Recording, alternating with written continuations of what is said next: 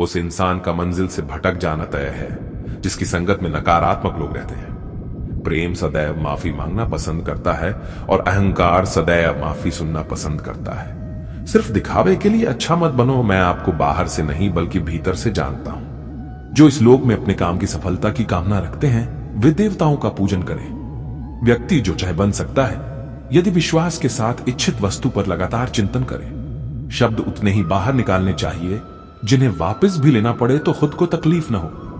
परायों को अपना बनाना उतना मुश्किल नहीं जितना अपनों को अपना बनाए रखना होता है। इंसान की सोच ही उसकी सबसे बड़ी पहचान है, वरना दुनिया में एक नाम के अनेक इंसान हैं। बहुत विनम्रता चाहिए रिश्तों को निभाने के लिए। छल कपट से तो सिर्फ महाभारत रची जाती है।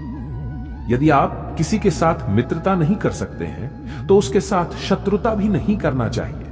मनुष्य का जीवन केवल उसके कर्मों पर चलता है। जैसा कर्म होता है वैसा उसका जीवन होता है। मन अशांत हो तो उसे नियंत्रित करना कठिन है, लेकिन अभ्यास से इसे वश में किया जा सकता है। दिव्यता केवल शक्तिशाली होने में नहीं बल्कि वास्तविक दिव्यता दूसरों में शक्ति जागृत करने में है। मन की गतिविधियों, होश, श्वास और भावनाओं के माध्यम से भगवान की शक्ति सदा तुम्हारे साथ है। जीवन में वाणी को संयम में रखना अनिवार्य है, क्योंकि वाणी से दिए हुए घाव कभी भरे नहीं जा सकते। जब हम स्वयं जीवन के शिल्पकार हैं तो चलो हम अपनी मुश्किलों को हराते हैं, जीवन में मुस्कुराते हैं। एक बार माफ करके अच्छे बन जाओ, पर दोबारा उसी इंसान पर भरोसा करके बेवकूफ कभी न बनो। न हार चाहिए न जीत चाहिए। जीवन में अच्छी सफलता के लिए परिवार और कुछ मित्र का साथ चाहिए। रिश्तों को निभाने के लिए वक्त निकालिए। कहीं ऐसा ना हो जब आपके पास वक्त हो तो रिश्ता ही न बचे।